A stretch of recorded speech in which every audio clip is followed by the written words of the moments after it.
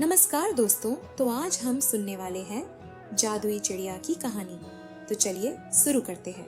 गांव के किनारे बसे एक छोटे से घर में 10 साल का अर्जुन अपनी माँ के साथ रहता था।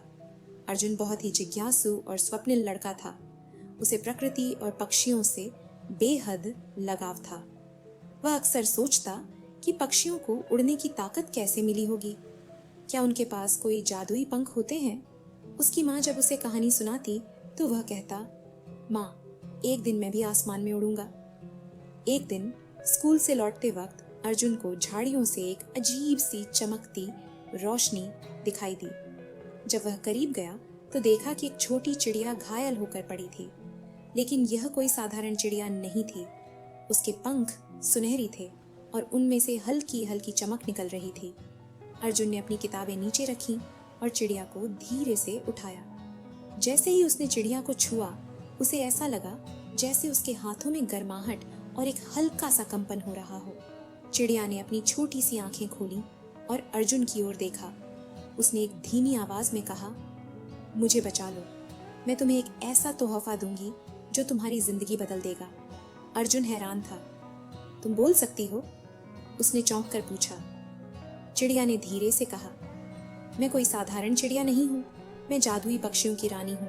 लेकिन मैंने एक गलती कर दी और अब मैं यहाँ फंस गई हूँ। क्या तुम मेरी मदद करोगे? अर्जुन ने बिना सोचे समझे हाँ कर दी। वह चिड़िया को अपने घर ले आया।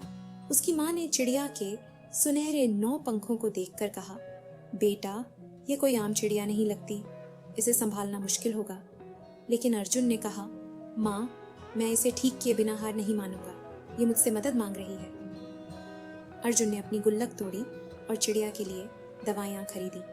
उसने अपने पुराने खिलौनों से एक छोटा सा घोंसला बनाया। हर दिन वह चिड़िया की देखभाल करता और उसके पंखों पर हल्का सा जादुई मरहम लगाता।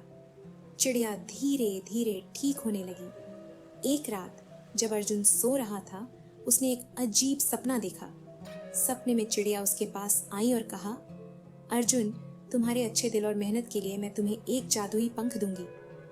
यह पंख तुम्हें हर मुश्किल से बाहर निकालने में मदद करेगा। लेकिन याद रखना, इसका इस्तेमाल केवल नेक कामों के लिए करना। सुबह उठते ही अर्जुन को लगा कि वह सपना सच था। उसने चिड़िया के पास जाकर देखा। चिड़िया पूरी तरह ठीक हो चुकी थी। उसने अपनी चोंच से अपने सुनहरे पंखों में से एक पंख तोड़ा और अर्जुन को दिया। यह लो अर्जुन, ये पंख तुम्हारे हर सपने को सच करने की ताकत रखता है। लेकिन अब मुझे जाना होगा, मेरे परिवार को मेरी जरूरत है। अर्जुन ने भारी दिल से चिड़िया को आसमान में उड़ते देखा। चिड़िया जाते जाते एक चमकदार रोशनी में बदल गई और आसमान में गायब हो गई। अर्जुन के पास अब जादुई पंख था। उसने सबसे पहले उसका इस्तेमाल अपने गांव के घायल पक्षियों और जानवरों की मदद करने के लिए किया। 9 पंख से छूते ही वे जल्दी ठीक हो जाते। धीरे धीरे अर्जुन का नाम पूरे गांव में फैल गया। बच्चे उसे जादुई डॉक्टर कहने लगे। लेकिन अर्जुन ने कभी उस पंख का गलत इस्तेमाल नहीं किया। उसने हमेशा जरूरतमंदों की मदद की। एक दिन जब गांव पर भयंकर तूफान आया और सभी पक्षी अपने घोंसले से गिरने लगे, अर्जुन ने अपने जादुई पंख की मदद से उन्हें बचाया। उस दिन गांव के लोग अर्जुन को देखकर बोले, तुम सच में हमारे गांव के हीरो हो। अर्जुन मुस्कुराया और मन ही मन चिड़िया को धन्यवाद दिया। उसने समझ लिया था कि सच्चा जादू नेक दिल इंसान बनने में है। अब अर्जुन का सपना था कि वह बड़े होकर जानवरों और पक्षियों के लिए एक बड़ा अस्पताल बनाए और उसका जादुई पंख हमेशा उसकी मदद करता रहा।